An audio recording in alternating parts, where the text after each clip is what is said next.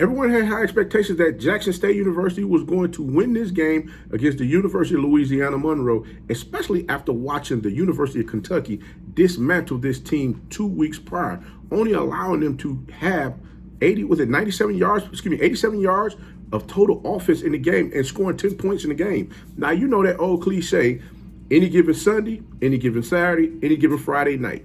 Well, guess what? We're going to get into any given Saturday. That's right, guys, because we're going to break down exactly what happened in this game. Jackson State got to come back and pick up the pieces. There's a few little glaring things here and there that needs to be resolved, and I think Jackson State will be all right. But, like I said, we're going to break this down right now. It's your favorite coach back at it again. 10 toes down, about to tell you how it all went down. This is Tomorrow League Sports Network with your host, Coach Walker. If you're new to the channel, please like, share, subscribe, hit that notification bell, and make sure you comment on every video and share the videos as well. Also, for all my leaders out there, welcome back. Hey, y'all know the drill. Y'all know the routine. Come on in.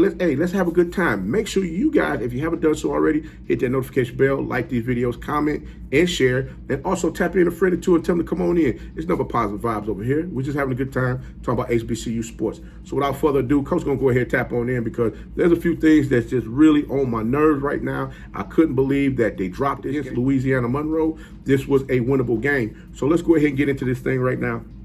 Jackson State had the opportunity to do something that they have not been able to do in almost 40 years, in which beating a FBS school. Watching Louisiana Monroe versus Kentucky, there are some glaring things that I saw there that I just knew Jackson State was going to take advantage of, which was running the ball up the middle. Understand, Kentucky ran the ball up the middle with their big backs for 145 yards that game. I mean, when I say they gashed them so bad, it was crazy. Not to mention all of the big throws that they had down the field based off of play action and even rolling the pocket against the Warhawk defensive backs. I mean, Kentucky just ran wild against this team the whole game. Now, one thing that I will say, Coach Bowden did make sure that they cleaned up a lot of those things that everybody saw on TV, knowing that those were their Achilles heels. Now, tonight, I can honestly say that the glaring issues many of us have overlooked, and I've been screaming for the longest, the offensive line from time to time. I don't know if they don't have enough depth or what, but those guys get out there on the field. My big uglies, I don't know if JSU doesn't have enough depth on the offensive line because my big uglies out there was looking a little winded. They looking a little peaked where they started, you know, that ugly head started to rear itself again where, you know, you started to get the pressure on Shedeur, and there was no lanes opened up for Pickett to run the ball. Matter of fact, there was no lanes opened up for anybody to run the ball out there last night. Like I said, there's no way in the world Pickett should not be able to pick up a 3rd and 2. The third down efficiency, and like I said, I had to go back and just look at everything from top to bottom. FAMU game to the end of the Louisiana Monroe. Jackson State is 12 of 41 for 29% converting on 3rd down. Well, if you really want to, let's start back at the FAMU measurables, and that's that the number of times that FAMU rushed in that game, which was 31 times, and they averaged 3.5 yards per carry. In the FAMU game, Jackson State averaged 2 yards per carry on 36 attempts. Now, in the Tennessee State game, Jackson State averaged 2.0 yards per carry on 21 attempts. Last night against Louisiana Monroe, Jackson State rushed the ball 17 times, averaging 1.5 yards per carry. You're not going to win no game on 1.5 yards per carry.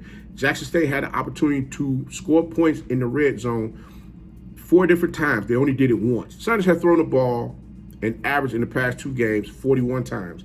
Now, the University of Monroe knew they were going to get past Happy, knew Jackson State was going to get past Happy, and what they did was they said, hey, we're going to make things uncomfortable for Shedeur Sanders in the pocket. I stated in the pregame that they were going to send some funky design blitzes at Shedeur Sanders to get him off his mark and move him around in the pocket. As we saw, he got to scrambling around in the pocket, and God forbid he almost lost one fumble like right before the half, in which when he was slammed down to the ground, scrambled out of the pocket. So those things right there, we're already going to see how teams are going to line this thing up, where they're going to have that speed on the outside, making sure, hey, listen, you're not going to beat us outside. You're going to come up in this middle, you're going to get this work. All of the mental mistakes, plus the 3 turnovers, penalties that kept drives going for Louisiana Monroe, I'm like, guys, there's no way in the world that you weren't going to end up in some type of situation where you had to come out here and make a play either on offense or defense to put points on the board. Now, Not to mention number 41, James Houston, being ejected from the game for targeting. Another issue. So, guys, we got to be mindful of all of the little nuances out there on the field as far as making sure we don't put ourselves in a position where we hurt our team.